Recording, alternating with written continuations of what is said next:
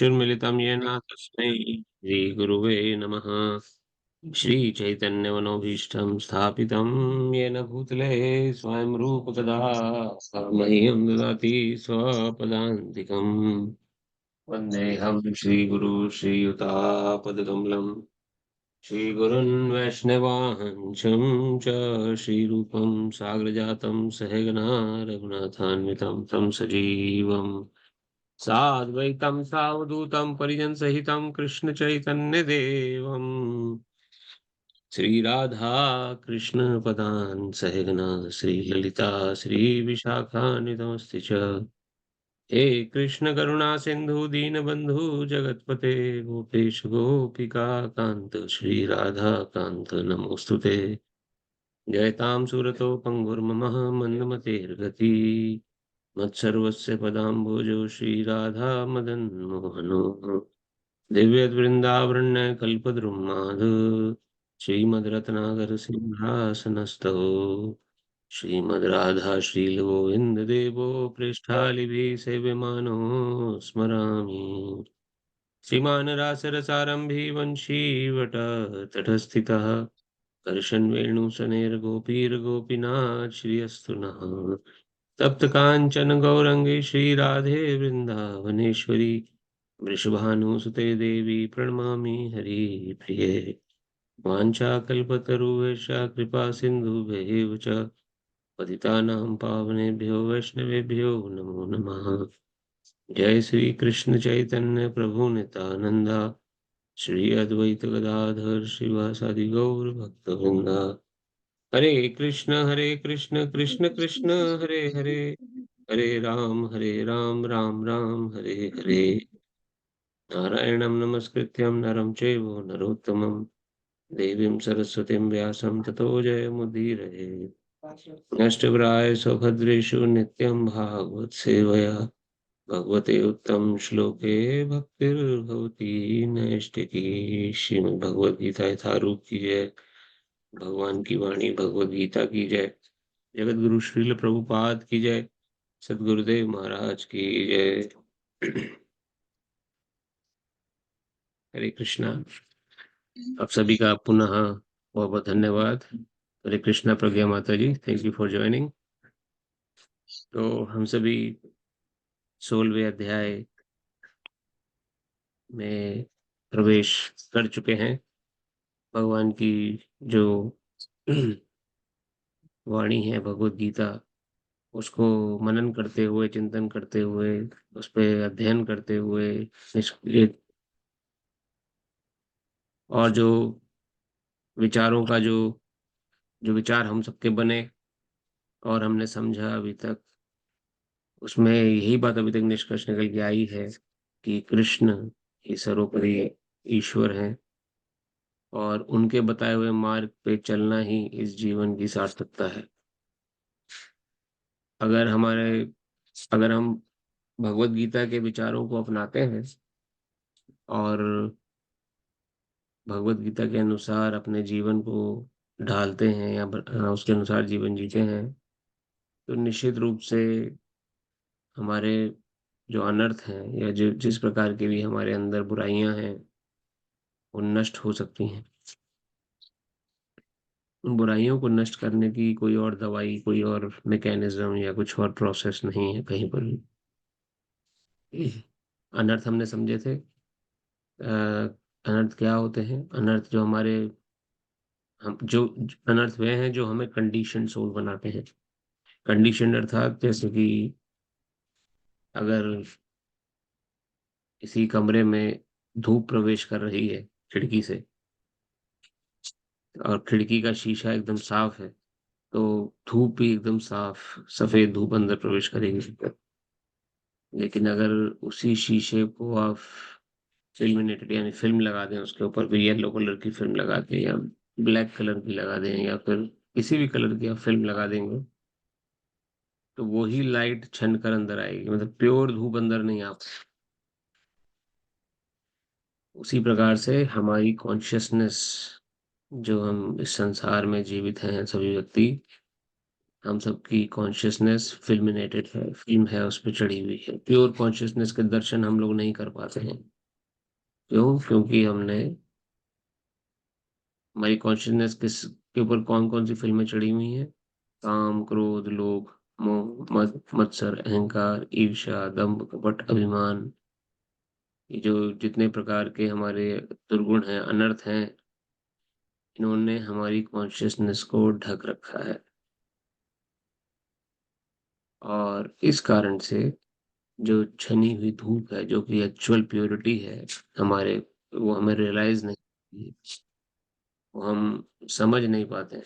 हमें लगता है कि अरे तो बहुत दूर की बात है, भक्ति सबका बस की बात नहीं है, या ऐसा लेकिन ये सभी के लिए उपलब्ध है, भगवान की वाणी। और हरे कृष्णा, हेलो प्रभु, थैंक यू फॉर ज्वाइनिंग। और सभी को समान रूप से प्राप्त है, लेकिन इसको ग्रहण कोई कोई कर पाता है। जो ग्रहण कर लेता है वो इस फिल्म को उतार देता है, और प्रत्यक्ष जो भगवान की सुंदरता है उसको और भगवान का अनुभव कर पाता है। जो इन अनर्थों के आवरण को नहीं हटा पाता, वो उसी पशुपेश में रहता है कि और किस प्रकार से संसार में जिया जाए, कैसे वो चिंताग्रस्त, मोहग्रस्त, भयग्रस्त होकर एंजाइटी, डिप्रेशन में घूमता रहता है। कि जिसके ऊपर से आवरण हट गया है, उसके मन से भय, शोक, संताप, फियर, किसी प्रकार का भी एंजाइटी, डिप्रेशन, ये सब समाप्त हो जाते हैं। और वो प्रत्यक्ष अनुभव करता है समाप्त होता हुआ ये सब। ऐसा नहीं कि खाली बोलने की बात हो रही है। जैसे कि आप, जब बहुत तेज भूख लगी होती है तो खाना खाते हैं। खाना खाने के बाद हमें कोई बताता थोड़ी आके क्या पेट भर गया है, अब रुक जाओ। हमें खुद अनुभव होता है कि अब पेट भर गया है, बस अब नहीं खाना है। उसी प्रकार से भक्ति, अगर हम सिंसियरली भगवान के बताए मार्ग पर चलते रहेंगे तो खुद ही स्वतः अनुभव होगा। कोई अलग से किसी की सर्टिफिकेशन की या बताने की किसी की आवश्यकता नहीं कि आप बहुत उच्च कोटि के भक्त हो गए हैं, आप बहुत अच्छी रियलाइजेशन हो गई हैं। खुद ही अनुभव होगा, खुद एक्सपीरियंस होगा भगवान कि कितने समीप आ गए हैं हम, या कितना हम नजदीक पहुंच गए। लेकिन शर्त क्या है? शत शत भगवान के बताए मार्ग पर चलने का प्रयास किया जाए। और प्रयास की बात हो रही है, सफलता की बात नहीं हो रही कि सफल हो जाएंगे हम इस मार्ग पे। अगर हम बस भगवान के बताए हुए मार्ग पे चलते हैं, जो कि भगवत गीता में इंगित है, लिखा हुआ है कैसे भगवान ने हमें जीवन जीने को बोला है, प्रयास करने मात्र से ही अनर्थों का निवारण हो जाता है। इसलिए प्रयास जरूर करें। जो हम भगवत गीता में पढ़ रहे हैं, ये समझने का प्रयास कर रहे हैं, ये खाली 1 घंटे का हमारा विषय जो है, ये सिर्फ मैंने बोल दिया, आपने सुन लिया, उस तरीके से नहीं है। सब मनन आवश्यक है। अपने जीवन को परिवर्तित करने का की बागडोर हम सबके हाथ में है।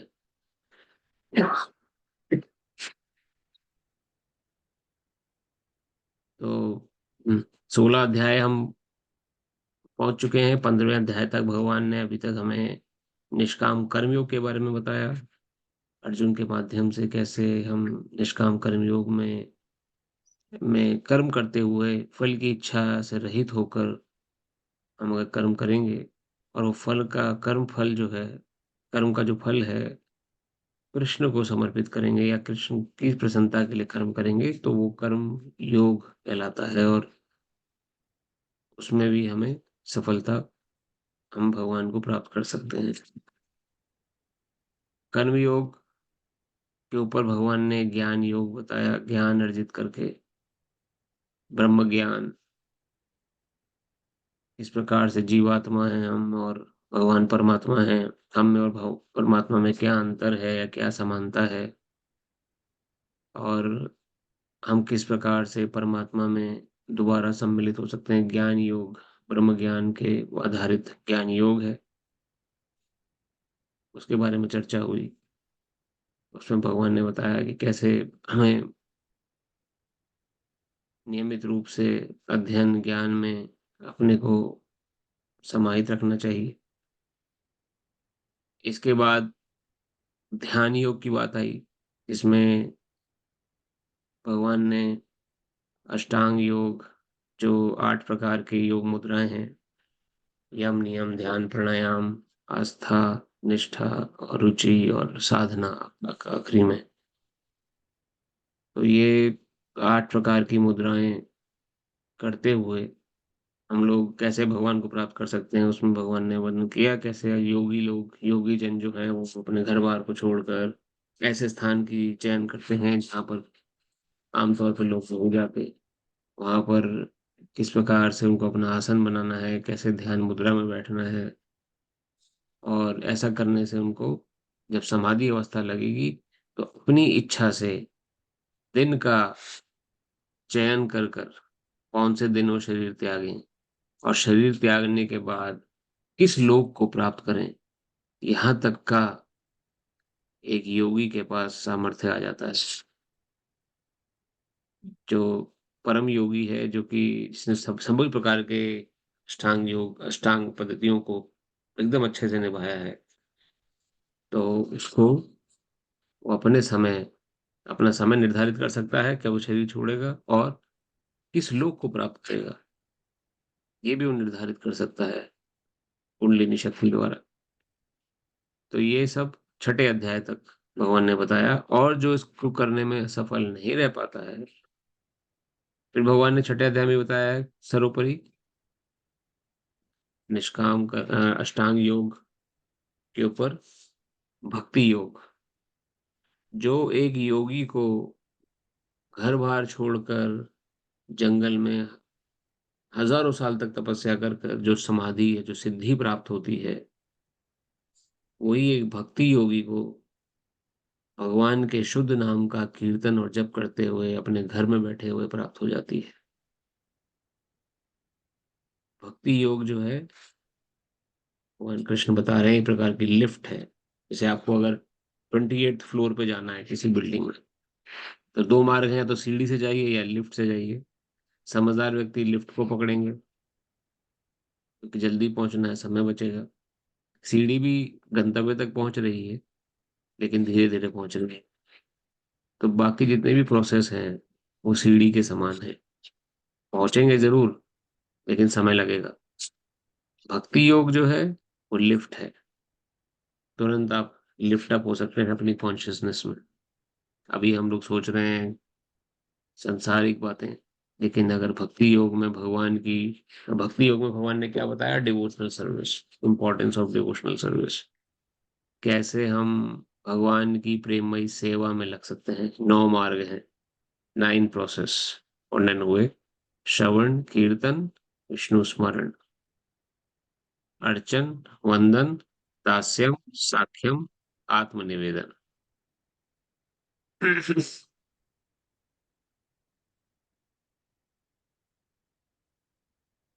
तो किसी भी एक किसी भी एक प्रोसेस को हम लोग कर सकते हैं।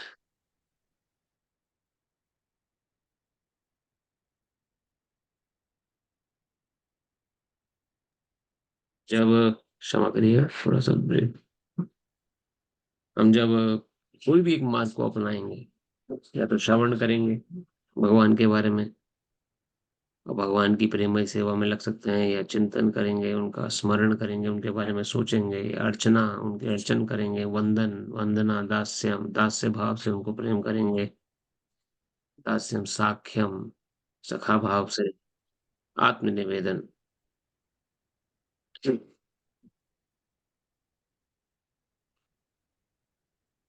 किसी भी मार्ग में पकड़ कर, किसी एक मार्ग को पकड़ कर हम भगवान को प्राप्त कर सकते हैं। तो भक्ति भक्ति योगी जो है वो सर्वथा समझदार है, और वो जानता है कि कैसे हमें अपने जीवन को सफल बनाना है।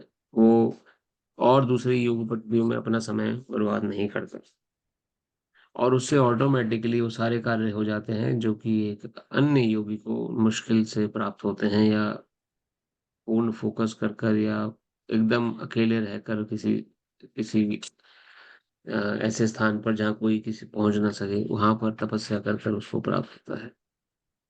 वही फल भक्ति योगी को भगवान के शुद्ध नाम का कीर्तन करते हुए और उनकी कथा का श्रवण करते हुए प्राप्त हो जाता है। देखिए कितनी सरल विधि है।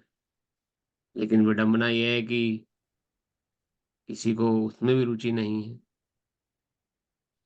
ना भक्ति योगी। इतने सरल विधि होने के बाद भी कितने लोग भगवत गीता कथा में आते हैं। देखिए, सीधा एग्जाम्पल हम सबके सामने है। हमारे जो व्हाट्सएप ग्रुप है उसमें करीबन 110 या 112 लोग हैं, लेकिन रेगुलर रूप से आप सभी आते हैं जो आ रहे हैं। तो भक्ति योग भी सरल नहीं है कहा जाएगा, क्योंकि इतना आसान नहीं है भक्ति में लगना भी भगवान के। कहने को हम भक्त होते हैं, भगवान के आगे हम भगवान के किस प्रकार से हम, जब जन्माष्टमी आती है, कोई त्योहार आते हैं, तो निश्चित रूप से हम लोग भक्ति में अपना भगवान के प्रति अपने भाव को प्रकट करते हैं, लेकिन कॉन्शियसनेस का अपलिफ्टमेंट नहीं हो पाता है। कॉन्शियसनेस मतलब कि हमारी जो कॉन्शियसनेस है वो वही संसार में रहती है। कैसे? मंदिर में भी कुछ भक्त लोग मिलते हैं तो एक दूसरे की भगवान की चर्चा या भगवान की भक्ति की चर्चा के अलावा और दूसरी चर्चाएं करना ज्यादा पसंद करते हैं, या भगवान का नाम जप कर रहे हैं, कीर्तन कर रहे हैं, लेकिन किसी प्रकार से भी हम अनुभव नहीं कर पा रहे हैं भगवान की कृपा को। इसका अर्थ ये नहीं है कि हम छोड़ दें। जो कर रहे हैं उनको अगर अनुभव नहीं हो रहे हैं तो होंगे जरूर, ऐसा शास्त्र वर्णन करता है। भगवान के कार्य में या किसी उनकी कथा श्रवण में अगर रुचि अभी नहीं आ रही है, लेकिन फिर भी हम बैठा के हम कथा सुन रहे हैं, या फिर भी हम समय निकाल कर जा रहे हैं कथा में, तो अवश्य ही रुचि आएगी। हमने प्रोसेस भी समझा था पिछले वक्त। रुचि एकदम आठवीं या छठी या सातवीं स्थिति है। पहले स्थिति तो क्या है? पहली स्थिति तो श्रद्धा है, जो श्रद्धा सभी में होती है। किस प्रकार श्रद्धा? फिर श्रद्धा जब होने के बाद हम जब साधु संग करेंगे, साधु संग अर्थात जब जिनकी समान रूप से श्रद्धा है उन लोगों का संग, मंदिर जाना, मंदिर में भक्तों का की से कथा सुनना, जब ये नियमित रूप से होगा, तब जाके खुद भजन करने का मन होगा, तब जाके खुद हम मन होगा कि हम खुद भी नाम जप करें। वरना नहीं हो सकता, बहुत मुश्किल है। भक्ति योग कहा गया है शास्त्रों में, वो सरल विधि है और दूसरे योग के मुकाबले सरल है। लेकिन इटसेल्फ भक्ति योग में लगना के लिए श्रद्धा, साधु संग, भजन क्रिया, ये तीन प्राइमरी स्टेप्स हैं। श्रद्धा तो रहती है सब में, लेकिन वो कोमल श्रद्धा है। कोमल श्रद्धा किसे कहते हैं? कि जो कोई भी डगमगा दे जरा सी प्रलोभन से, या किसी भी परिस्थिति हुआ जिसकी जिसकी श्रद्धा डगमगा जाए। जैसे कि आज हम भगवत गीता क्लास है, लेकिन आज ही बहुत अच्छा इंडिया पाकिस्तान का मैच आने वाला है, और उसी समय भगवत गीता की क्लास है। वर्ल्ड कप फाइनल चल रहा है, इंडिया पाकिस्तान खेल रहा है। अरे बहुत भगवत, आज मैच देख लेते हैं, फिर हाईलाइट देखने में मजा नहीं आता है। कथा को हम अगले हफ्ते कवर कर लेंगे या रिकॉर्डिंग सुन लेंगे। श्रद्धा, कोमल श्रद्धा इसे कहते हैं। जरा से प्रलोभन से डगमगा जाए, या कोई बहुत अच्छी मूवी लगी है, फर्स्ट डे फर्स्ट शो देखना है, संडे का दिन है, फर्स्ट डे फर्स्ट शो सुबह 9 बजे से है, 8:30 से भगवत गीता की क्लास है, स्किप कर देते हैं। तो इसे कोमल श्रद्धा कहा जाए। ये मैं एग्जाम्पल दे रहा हूँ, ऐसे बहुत सारे एग्जाम्पल कर सकते हैं। जैसे कोमल श्रद्धा, इसलिए श्रद्धा होनी अच्छी बात है, लेकिन वो उसी स्थिति में बने रहना अच्छी बात नहीं है, उससे आगे बढ़ना चाहिए। वही कोमल श्रद्धा जब हम साधु संग करेंगे तो वो परिपक्व होगी। तो हमें दिखेगा, अरे और लोग भी तो कर रहे हैं, देखो भक्ति कितना सिंसियरिटी से वो लोग सुबह उठ रहे हैं 4 बजे, सुबह उठ के भगवान की आरती करते हैं। ये सब जब हम देखते हैं अपनी आंखों से तो खुद मन में आता है कि हमें भी करना चाहिए। हम क्यों नहीं कर सकते जब वो कर रहे हैं? भगवान को प्राप्त करने के लिए इतना प्रयास कर रहे हैं, why can't I do it? वो भी तो एकादशी का व्रत रख रहे हैं, हम क्यों नहीं रख सकते एकादशी का व्रत? एक ही दिन की तो बात है, भगवान की प्रसन्नता के लिए एकादशी का व्रत करेंगे। तो साधु संग से ये फायदा होता है, देख कर सीखते हैं हम। जब देखा तो वैसा करने का मन हुआ, एक्सपीरियंस हुआ, वैसा अंदर से फोर्स आएगी। अकेले रहेंगे तो नहीं सीख पाएंगे। और जब साधु संग करेंगे तो खुद भी भजन करने का मन होगा, कीर्तन करेंगे घर में। और जब खुद कीर्तन करेंगे तब जाके अनर्थ थोड़े थोड़े दूर जाने शुरू होंगे। और जब अनर्थ गायब होंगे, जो अनर्थ हमारे काम, क्रोध, लोभ, मोह, मद, मत्सर, अहंकार, ईर्ष्या, दंभ, कपट, अभिमान, आलस्य, ये सारे जितने भी आवरण हैं हमारी कॉन्शियसनेस के ऊपर, ये धीरे धीरे गायब होने लग जाएंगे। और तब जाके वो जो कोमल श्रद्धा थी वो निष्ठा में कन्वर्ट हो जाएगी। अब चाहे वर्ल्ड कप मैच आने वाला हो, इंडिया पाकिस्तान का, चाहे खुद साक्षात सारे खिलाड़ी सामने खड़े हों, या फिल्म स्टार सामने खड़े हों जो हमें अट्रैक्ट करते हैं, या कोई भी भौतिक प्रलोभन हमारे सामने क्यों ना खड़ा हो, अगर हमारी भगवत गीता का समय हो गया है तो हम आसानी से उन प्रलोभनों को हरा सकते हैं। क्योंकि हमारे लिए प्राथमिकता भगवत गीता को सही, निष्ठा इसे कहा गया है। इसलिए कुछ वक्त को आप देखिए, चाहे देश में रहें चाहे विदेश में रहें, चाहे परिवार में रहें या परिवार से दूर रहें, या चाहे नौकरी में रहें या नौकरी में ना रहें, किसी भी ऐसी अवस्था में क्यों ना रहें, उनके जो नियम हैं उन नियमों को वो छोड़ते नहीं है। 16 माला जप करनी है, भगवान के नियमों का पालन करना है, एकादशी व्रत करना है, कथा नियमित रूप से श्रवण करनी है। कोई आलस नहीं उनके जीवन में। जिस दिन जो समय आया उस दिन नियुक्त हो, क्यों? क्योंकि उनकी निष्ठा लग गई है भक्ति में। अब कोमल श्रद्धा से बहुत दूर आ चुके हैं वो, निष्ठावान हो गए हैं वो, इसलिए निष्ठावान भक्त कहा जाता है उसे, ऐसे व्यक्तियों को। पिछले 3 स्टेप्स करके आ चुका है, उसने साधु संग भी किया, उसने खुद भी भजन किया, और उसने अपने अनर्थों को जाते हुए देखा अपनी आंखों से। तब जाके विश्वास होगा कि ये प्रोसेस वैलिड प्रोसेस है। अगर हम श्रद्धावान होकर सिंसियरिटी से फॉलो नहीं करेंगे तो हमें अपने अनर्थ जाते हुए नहीं दिखाई देंगे, हम एक्सपीरियंस ही नहीं कर पाएंगे कुछ चेंज हमारे अंदर हो रहा है। भक्ति में जुड़ के कोई एक्सपीरियंस ही नहीं है मुझे, तो हम क्यों फॉलो करेंगे आगे? इसलिए एक्सपीरियंस जब तक खुद नहीं होगा हमें, कि कल तक तो मैं गुस्सा करता था, जरा सी बात पे क्रोध आ जाता था, अब तो मुझे क्रोध आता ही नहीं, छू भी नहीं पाता। तक कल तक मेरे अंदर बड़े बुरे विचार आते थे, लेकिन अब मेरे अंदर कोई बुरे विचार नहीं आते, या आते भी हैं तो मैं उनको इजीली कंट्रोल कर लेता हूँ। या कल तक मुझे आलस आता था किसी बात को लेकर, अब मैं एकदम प्रोएक्टिवली एंथुसियास्टिकली हर चीज में पार्टिसिपेट कर रहा हूँ। ये चेंजेस जब अपनी आंखों से होते हुए देखेंगे तब जाके निष्ठावान होते हैं हम। ये जरूर भक्ति की वजह से है, अब मैं इसमें और दृढ़ता से लगूंगा, तब जाके निष्ठा आएगी। सबसे पहले नहीं आएगी, और निष्ठा के बाद आती है आसक्ति, आसक्ति के बाद रुचि, रुचि के बाद भाव। इसमें 5 प्रकार के भाव हैं: माधुर्य रस, माधुर्य भाव, साख्य भाव, वात्सल्य भाव, शांत भाव, और दास्य भाव। जी। 5 प्रकार के भावों में समावेश होगा आसक्ति और रुचि के बाद, और फिर जाके प्रेम भगवान के प्रति। वो प्रेम की फिर अलग मुद्राएं हैं, अलग अलग स्टेजेस हैं, अलग अलग प्रकार के प्रेम हैं, बहुत आगे की बात हो जाएगी। तो इस प्रकार से ये तब हम प्राप्त कर सकते हैं, लेकिन निष्ठावान होने के बाद। अभी हमें खुद अपना टेस्ट हम कर सकते हैं कि हम निष्ठावान कितने हैं, कितने निष्ठा में हैं, कितने हमारा साधु संग हो रहा है, कितने हमारे अनर्थ हम देख रहे हैं जाते हुए, अनर्थ निकल रहे हैं कि नहीं निकल रहे। इट इज साइंटिफिक प्रोसेस है। भक्ति जो है ना, ये कोई भी आप ऐसे मत समझिएगा कि लाइक एन ऑर्थोडिज्म, वो करना है पूजा पाठ, जब मंदिर में चले गए हाथ तालियां बजा ली, या इट्स नॉट लाइक दैट।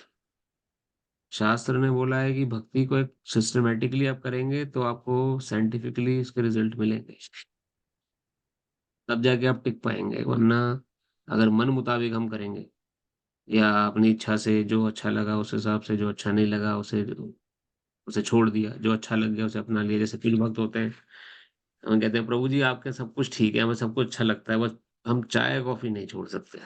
बहुत मुश्किल हो जाएगा चाय कॉफी छोड़ना हमारे लिए। हम चाय कॉफी पीते करेंगे, भगवान ने तो बनाई है चाय, उसको करते रहें, क्या फर्क पड़ता है। या आपके यहाँ सब कुछ अच्छा है, सब कुछ बढ़िया है, प्याज लहसुन हम नहीं छोड़ सकते, वो जरूरी है हमारे लिए। लहसुन तो मेडिकल गुण वाला है, उससे मेडिकली हमें हेल्प मिलती है। बहुत सारे विचार हैं लोगों के। तो इसे इसे कहा गया है मनोधर्म। मन से उत्पन्न जो भी अच्छा लगा उसे सही मान लिया, और जो नहीं उसे गलत, और उस हिसाब से जीवन जी रहे हैं। जैसा मन हमें चला रहा है उस हिसाब से चल रहे हैं। लेकिन ये शास्त्र के अनुसार जीवन जीता है, उसके लिए नियम नियम है, नियमों का पालन अनिवार्य है। तो इस कारण से वो श्रद्धा और आगे वाली स्टेजेस को प्राप्त कर पाता है। तो अब तक भगवान ने भक्ति योग में यही सब बताया कि कैसे भगवान की सेवा में लगा जाए। डिवोशनल सर्विस, 12th चैप्टर सारा उसी के ऊपर था। 20 श्लोक हैं 12वें चैप्टर में। अगर आपके पास कभी समय मिले तो आप उन 20 श्लोक को तो कम से कम अध्ययन कर सकते हैं। ज्यादा बड़े श्लोक नहीं है, और उनको ध्यान में रख सकते हैं क्या क्या सर्विस एरियाज हैं, अपॉर्चुनिटीज हैं जो 12th चैप्टर में भगवान ने बताई हैं। और उसमें से कितनी हम एक भी अब अपना लेते हैं तो भी जीवन कल्याण हो सकता है। 13वें अध्याय में भगवान ने बताया कि सांख्य दर्शन के अनुसार कि ये शरीर कैसे बना है, और कैसे अब जो जो ज्ञानी लोग हैं, क्योंकि 13वें अध्याय से ज्ञान योग प्रारंभ हुआ है। प्रथम 6 अध्याय कर्म योग, ध्यान योग और ज्ञान योग के ऊपर आधारित थे। मध्यस्थ 6 अध्याय जो हैं, चैप्टर 7 से चैप्टर 12, ये भक्ति योग के ऊपर है। और 13वें अध्याय से लेकर 18 अध्याय तक ज्ञान योग, सॉरी, जो प्रथम 6 हैं वो कर्म योग पे आधारित है, और थोड़ा सा भगवान ने हिंट अष्टांग योग का दिया है। मध्यस्थ 6 भक्ति योग, और 13वें अध्याय से लेके 18 अध्याय तक ज्ञान योग है। ज्ञानी लोगों के बारे में भगवान ने बताया है, जो भक्त नहीं लेकिन ज्ञानी है था, जो ब्रह्म ज्ञान की खोज कर रहे हैं। भक्त को आवश्यकता नहीं है, भक्त के लिए तो 12वां अध्याय तक संपूर्ण ज्ञान मिल गया है कैसे भक्ति करनी है। 13वें अध्याय से वो लोग हैं जिन जो ज्ञानी हैं, जो ज्ञान मार्ग पकड़े हुए हैं, उन्हें ज्ञान अर्जित करना है। तो उसके लिए भगवान ने पहले ज्ञान की बात बताई कि शरीर किन तत्वों का बना है, 24 तत्वों का बना है। 25वां तत्व आत्मा है, जो कि हम स्वयं हैं, और शरीर से अलग है। और 26वां तत्व परमात्मा है। आत्मा और परमात्मा में हमें क्या संयोग है, किस प्रकार से जुड़े हुए हैं, ये समझने का पूरा आधार भगवान ने बताया। हम ये शरीर नहीं है, ये शरीर तो जड़ पदार्थ है, 24 तत्वों का बना हुआ है। इसमें 5 ज्ञान इंद्रियां हैं। सबसे पहले 5 मूलभूत तत्व हैं, पृथ्वी जल अग्नि वायु आकाश। उसके बाद 5 ज्ञान इंद्रियां हैं, जो हमें ज्ञान देती हैं, संसार में जो कुछ घटित हो रहा है उसका ज्ञान हमें प्रदर्शित करती हैं, ताकि हम अंदर उसके बारे में सोच सकें। एक तरीके से 5 ज्ञान इंद्रियां जो हैं, these are the windows to your house, जिसमें आप रह रहे हैं। बाहर क्या हो रहा है आप उन खिड़कियों से देख सकते हैं झांककर। तो इस प्रकार से 5 ज्ञान इंद्रियां हैं जो हमें ज्ञान देती हैं संसार का। वो है आंख, नाक, कान, मुंह, और हमारी त्वचा, सेंस ऑफ टच। ये 5 ज्ञान इंद्रियां हैं। इसके बाद 5 इंद्रिय विषय हैं। आंख का काम है देखना, तो देखना इंद्रिय विषय है। ये विषय इंद्रियों के लिए बना है, इसलिए ये तत्वों में आता है, भी एक अपने आप में तत्व है। देखना, सुनना, टेस्ट लेना, और स्पर्श, छूना, त्वचा का, ये 5 इंद्रिय विषय। हर एक ज्ञान इंद्रिय का अपना एक विषय है। तो ये हो गए 15 तत्व। इसके बाद 5 मूलभूत तत्व, 5 ज्ञान इंद्रियां, 5 इंद्रिय विषय। इसके बाद 5 कर्म इंद्रियां हैं। हाथ, पैर, आपकी जिह्वा, उदर और हमारे जेनिटल्स। ये 5 कर्म इंद्रियाँ हैं जिनके द्वारा कर्म होते हैं। 20 तत्व हो गए जिससे शरीर का ढांचा बना है। और ये 20 तत्व तो ऐसे हैं जो स्थूल शरीर के अंतर्गत आते हैं, जिसको आप देख सकते हैं, अनुभव ला सकते हैं। लेकिन इसके बाद 3 फर्दर जो 21वां तत्व मन, 22वां तत्व बुद्धि, 23वां तत्व अहंकार, फॉल्स ईगो। ये 3 तत्व जो हैं 21, 22 और 23, ये सूक्ष्म तत्व हैं। इनको हम देख नहीं सकते पर अनुभव में है ये। आप अनुभव कर सकते हैं, मेरा मन है, मेरे पास बुद्धि भी है, मुझे अहंकार भी है किसी बातों पर, लेकिन मैं इसको छू नहीं सकता हूँ, देख नहीं सकता हूँ, है लेकिन मेरे अंदर। 23 तत्व। और 24वां तत्व हो गया गुण। किस गुण में हम हैं, जिसका पूरा भगवान ने वर्णन दिया 14वें अध्याय में। 3 प्रकार के गुण हैं। शुरुआत करी थी 13वें अध्याय से। 24वें तत्व का पूरा डिस्क्रिप्शन मिला हमें 14वें अध्याय में, जो कि 3 प्रकार के गुण हमारे अंदर, सतोगुण, रजोगुण और तमोगुण। ये भी सूक्ष्म तत्व है, दिखता नहीं है, अनुभव में आता है। ये हम समझ चुके हैं कैसे अनुभव में आता है। पिक्चर हॉल का एग्जांपल अगर आपको याद हो, जब उसमें आग लग जाती है तो 3 प्रकार के व्यक्ति का रिएक्शन देखने को मिलता है। तो इस प्रकार से हमें ये 24 तत्वों के समावेश से शरीर बना है। सांख्य दर्शन भगवान ने 13वें अध्याय में कराया। 25वां तत्व हम स्वयं, जो इस ढांचे को लेकर चल रहे हैं, और एक दिन इस ढांचे को छोड़ देंगे, दूसरा ढांचा अपना लेंगे, दूसरा घर मिल जाएगा। कोई स्त्री शरीर में है, कोई पुरुष शरीर में है, कोई कुत्ता बना है, कोई बिल्ली बना है, कोई शेर बना है, कोई मच्छर है, कोई मक्खी है। सबका शरीर इन 24 तत्वों से बना है। और उस शरीर के अंदर समाहित जो आत्मा है वो हम स्वयं हैं। ये भगवान ने 13वें अध्याय में बताया। हम कैसे फंस गए ये भी भगवान ने बताया 13वें अध्याय में। इस जंजाल में, इस शरीर के अंदर आके हमें कैद कैसे हो गए हम। 21वां श्लोक 13वां अध्याय, भोक्तृत्व, भोगने की प्रवृत्ति। भगवान से विरुद्ध होकर भोगने की प्रवृत्ति, इच्छा जो थी मेरे अंदर। I don't care about God. मुझे अपना ही एंजॉयमेंट करना है, भगवान के बारे में ज्यादा सोचना सचना नहीं। तो जैसे ही भगवान से हम डीलिंक हुए, माया के साथ अपलिंक हो गए, मतलब माया से जुड़ गए। कि माया देवी क्या है, भगवान की परछाई है। हम परछाई को देख रहे हैं, स्वयं भगवान को देखना छोड़ दिया। इस कारण से हमारे अंदर अनर्थ आ गए। और जैसे ही हमने भगवान, भोगने की प्रवृत्ति हुई और भगवान से विलग हुए, भगवान से अलग हटके भोगने की प्रवृत्ति हुई, भगवान से विलग हो गए, वैसे ही प्रकृति के जंजाल में आ गए, संसार में आके गिर गए। और प्रकृति 3 रस्सियों से सब जीवों को पकड़ती है। और 3 रस्सी क्या है, 3 गुण है। या तो हमने रजोगुण को अपनाया, या सतोगुण को अपनाया, या तमोगुण को अपनाया। अपनी इच्छा से चेंज कर सकते हैं, लेकिन हम अपनी इच्छा से इन तीनों गुणों को अपनाते हैं। या तो अच्छे बनेंगे खूब, या किसी की परवाह नहीं, बस अपना अपना business, mind your own business वाली मेंटेलिटी होगी, रजोगुण। या तमोगुण, आलसी प्रमादी बन जाएंगे। तो जैसे ही भगवान से विरुद्ध होकर भोगने की प्रवृत्ति हुई, जो बनाया वही खा गए हम खुद ही। ना भगवान को भोग लगाया ना कुछ। भोग लगाने में बहुत टाइम जाता है, प्याज लहसुन हम छोड़ नहीं सकते, उसका भोग लग नहीं सकता है, तो कौन भगवान के बारे में चर्चा करे, भगवान है ही नहीं।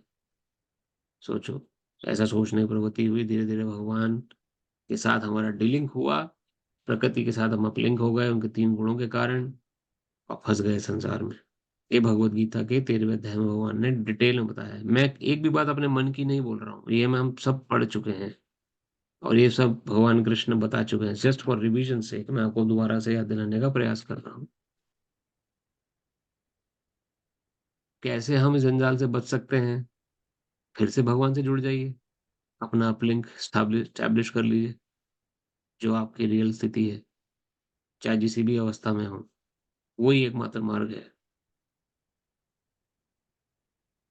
जैसे आप, आपके घर में इंटरनेट वाईफाई लगा होगा, जब आप घर से बाहर होते हैं, तो इंटरनेट, वो घर का वाईफ़ाई जो है, जो भी वाईफ़ाई आपका सिस्टम कस्टम्ड है, वो डिलिंक हो जाता है और आप अपने मोबाइल डिवाइस के एलटीई कनेक्शन जो है, जो आपने पैकेज लिया हुआ है, चाहे वो एयरटेल का हो, वोडाफ़ोन का हो या स्पेक्ट्रम का हो, टी-मोबाइल का हो, एटी&टी का हो, उसके नेटवर्क में आ जाते हैं ऑटोमैटिकली। कोई प्रयास नहीं करना पड़ता आपको। अब सारा काम वही कर रहे हैं आप, इंटरनेट सर्फिंग, गूगल ब्राउज़िंग, लेकिन नेटवर्क अलग है। अब नेटवर्क दूसरा है, जिसमें आप ऑटोमैटिकली आ गए। जैसे ही अपने घर में वापस जाएँगे, ऑटोमैटिकली आपके घर का वाईफ़ाई अपलिंक हो जाएगा। काम वही करेंगे आप,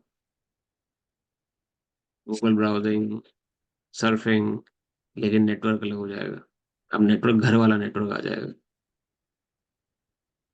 उसी प्रकार से जब तक इस संसार में, प्रकृति में हम हैं, काम सारे वही कर रहे हैं हम, संसारिक काम, लेकिन नेटवर्क अलग होने के कारण हम तीनों गुणों से जूझ रहे हैं।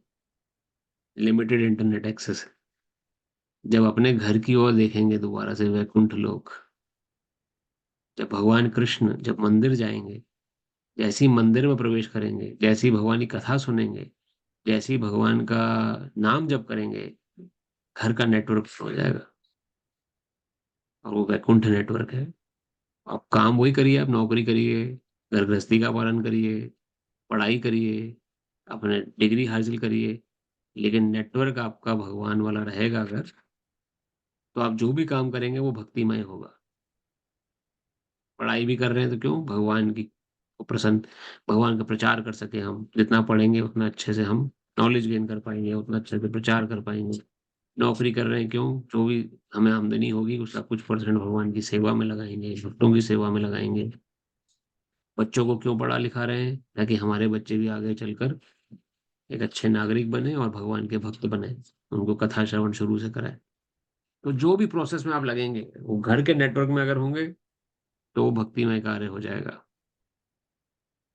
और इसी जीवन में ही, इसी संसार को वैकुंठ बना लेंगे आप। ये भगवान ने 13वें अध्याय के अंत में बताया था।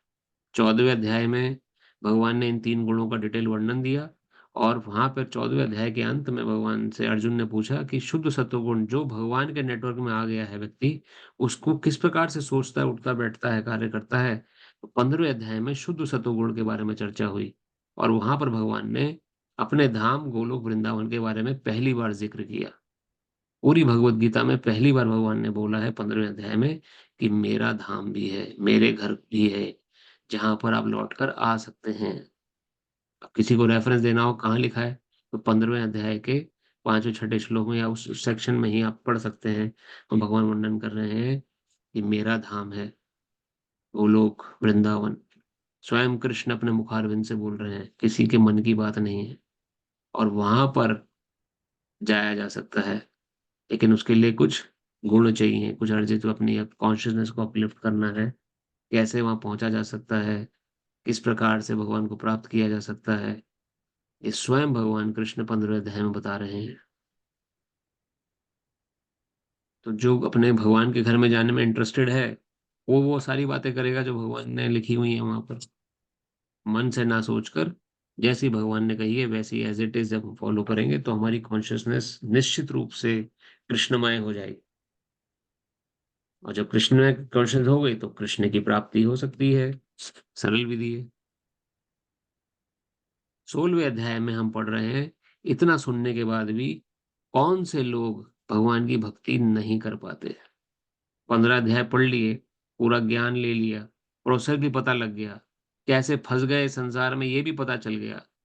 अब कैसे संसार के जंजाल से निकला जाए, ये प्रोसेस भी भगवान ने बता दिया है। फिर भी लोग भक्ति को नहीं अपनाते। तो 2 प्रकार की प्रवृत्तियों का ज़िक्र हो रहा है 16वें अध्याय में, डेमोनिक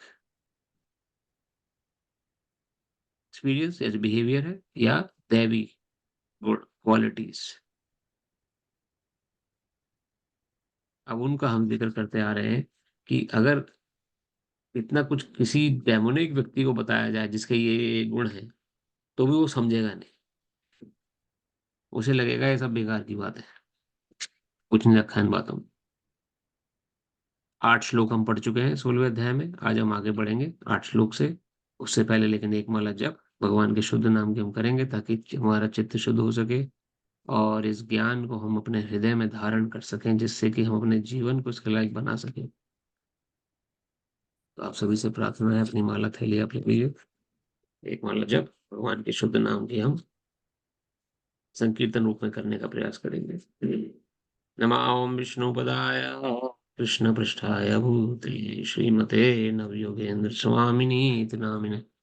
नमस्ते प्रभुपाद देवे नाम संकीर्तन प्रचारिणे निर्विशेष शून्यवादी समस्त देश तारिणे। नमामि विष्णुपदाय कृष्ण पृष्ठाय भूतले श्रीमते भक्ति वेदांत स्वामिनी इति नामिने। नमस्ते सरस्वती देवे गौरवाणी प्रचारिणे निर्विशेष शून्यवादी पाश्चात्य देश तारिणे। जय श्री कृष्ण चैतन्य प्रभु नित्यानंद श्री अद्वैत गदाधर श्रीवासादि गौर भक्त वृंद।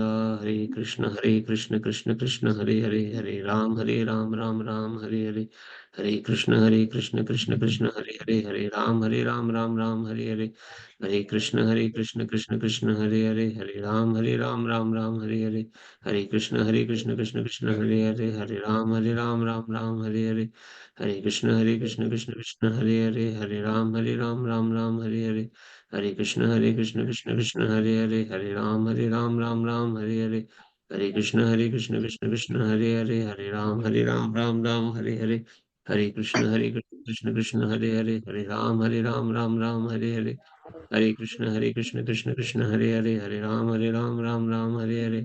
हरे कृष्ण कृष्ण कृष्ण हरे हरे, हरे राम हरे हरे, हरे कृष्ण कृष्ण कृष्ण हरे हरे, हरे राम हरे हरे, हरे कृष्ण कृष्ण कृष्ण हरे हरे, हरे राम हरे हरे, हरे कृष्ण कृष्ण कृष्ण हरे हरे, हरे राम हरे हरे, हरे कृष्ण कृष्ण कृष्ण हरे हरे, हरे राम हरे हरे, हरे कृष्ण कृष्ण हरे हरे, हरे राम हरे हरे, हरे कृष्ण कृष्ण कृष्ण हरे हरे, हरे राम हरे हरे, हरे कृष्ण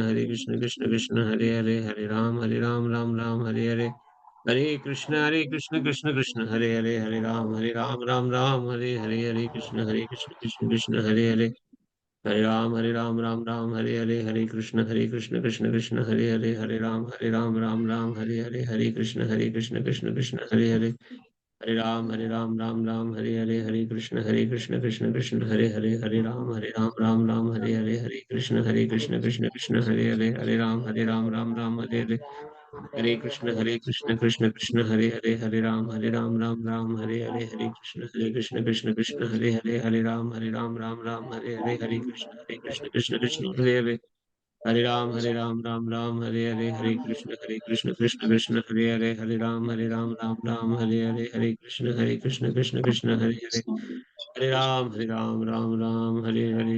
हरे, हरे कृष्ण कृष्ण कृष्ण हरे हरे, हरे राम हरे हरे, हरे कृष्ण कृष्ण कृष्ण हरे हरे, हरे राम हरे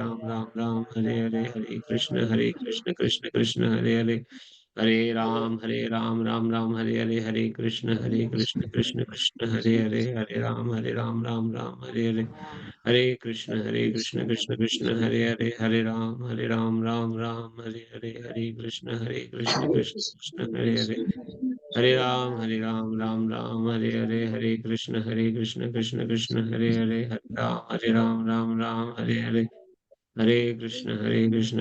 हरे, हरे कृष्ण कृष्ण कृष्ण हरे हरे, हरे राम हरे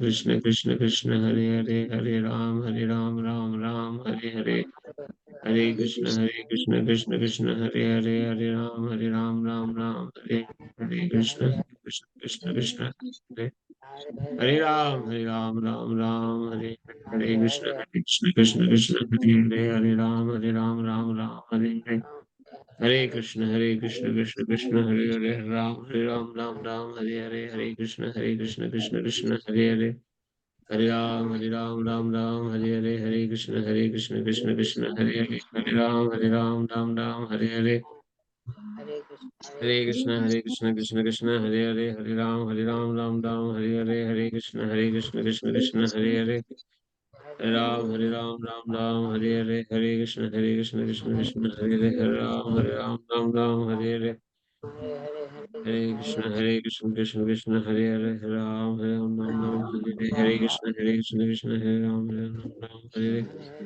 हरे कृष्ण कृष्ण हरे हरे, राम राम राम हरे हरे, हरे कृष्ण कृष्ण हरे हरे, राम राम हरे हरे, हरे कृष्ण कृष्ण हरे हरे, राम राम राम हरे हरे, हरे कृष्ण कृष्ण हरे हरे, राम राम हरे हरे, हरे कृष्ण कृष्ण कृष्ण हरे हरे, हरे राम राम हरे हरे, हरे कृष्ण कृष्ण हरे हरे, राम राम हरे हरे, हरे कृष्ण कृष्ण कृष्ण हरे हरे, हरे राम राम हरे हरे, हरे कृष्ण कृष्ण हरे हरे, हरे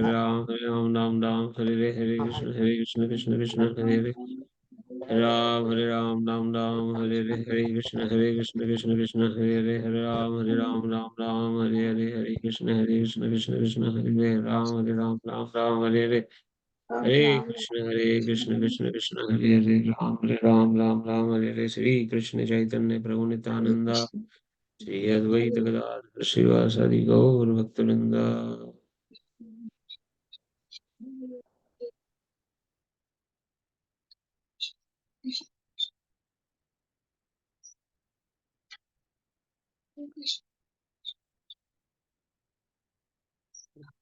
कृष्ण कृष्ण कृष्ण, श्री कृष्ण चैतन्य प्रभु नित्यानंद, श्री अद्वैत गदाधर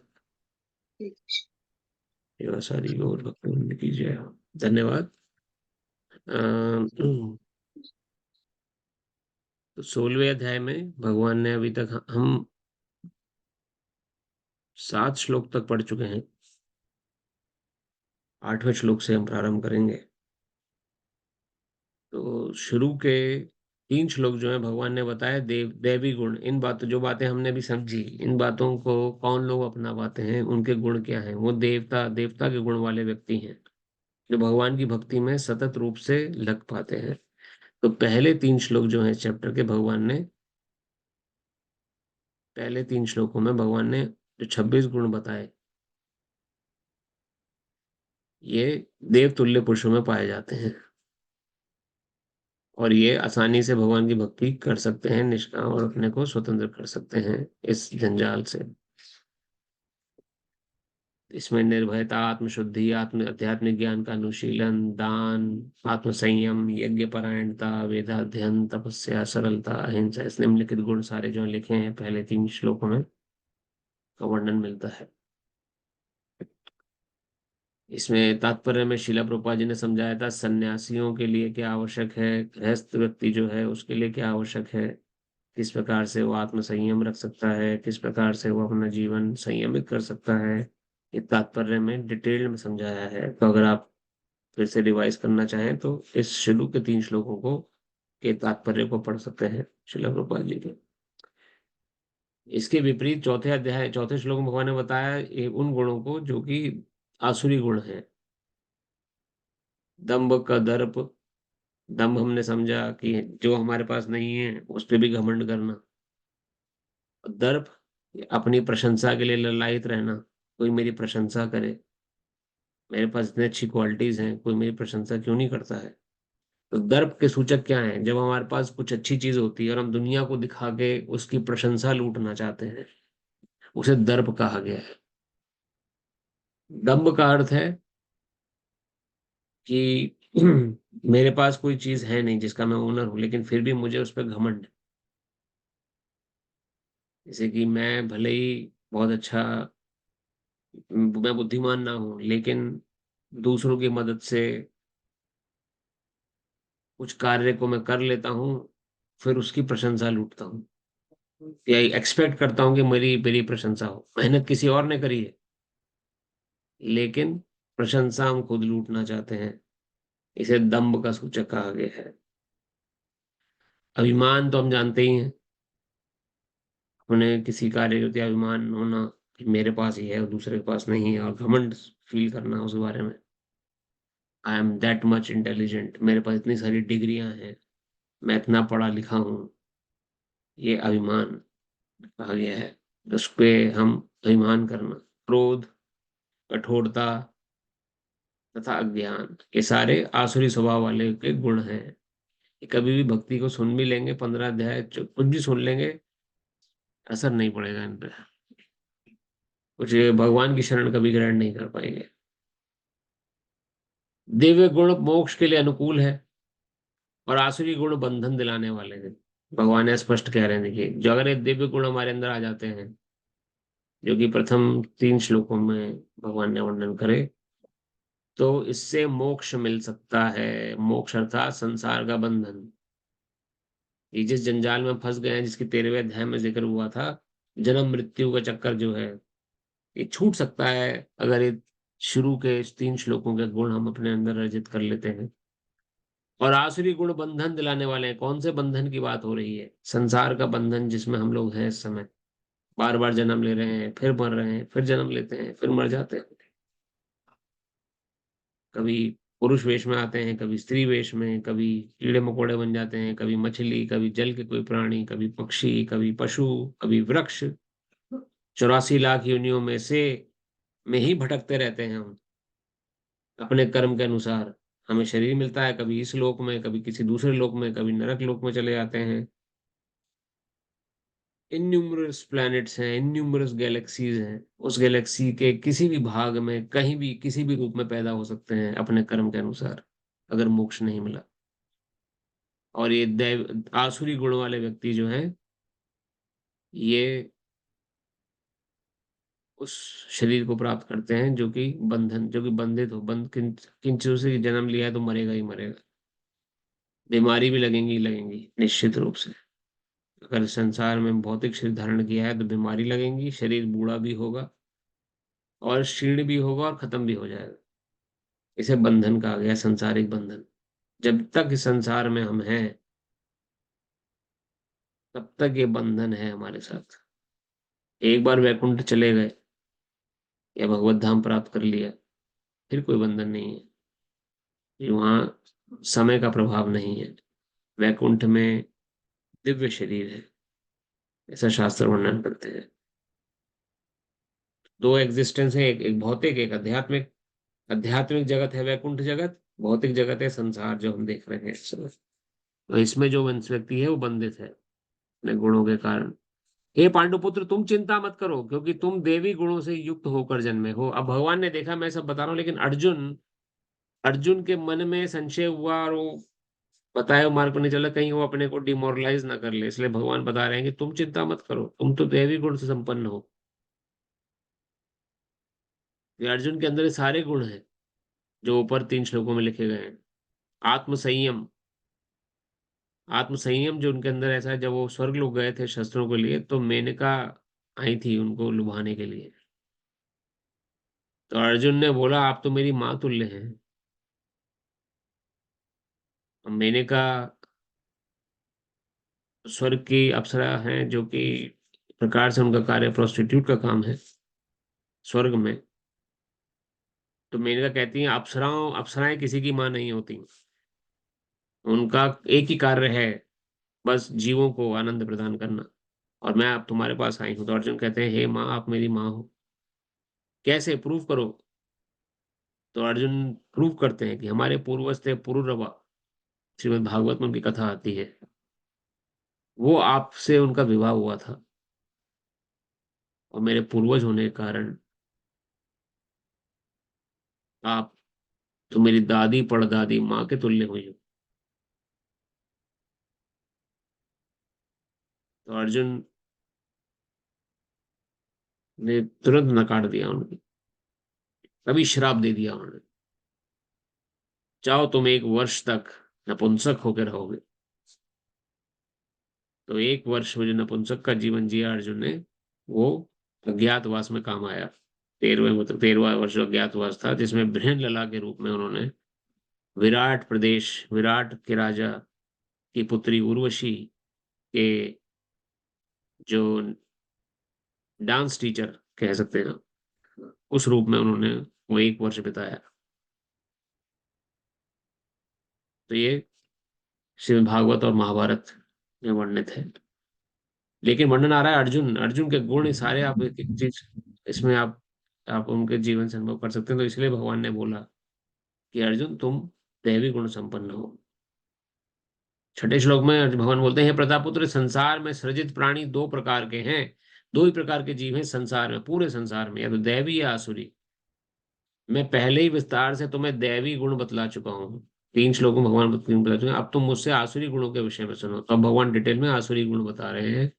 सातवें श्लोक में भगवान ने बोला, जो आसुरी हैं वे ये नहीं जानते कि क्या करना चाहिए और क्या नहीं करना चाहिए। उनमें ना तो पवित्रता, ना उचित आचरण, और ना ही सत्य पाया जाता है। अब सारे आगे जो क्वालिटीज आएंगे ना, वो आसुरी गुणों वालों की आएंगी, जो भगवान अपने मुखारविंद से स्वयं बोल रहे हैं। किसी के मन की बात नहीं है। स्वयं कृष्णचंद्र जो अनंत कोटि ब्रह्मांड के लायक नायक है, तीनों लोकों के स्वामी हैं, परम पुरुष परमात्मा है, आदि पुरुष हैं, उनके मुखारविंद से ये बातें निकल रही हैं।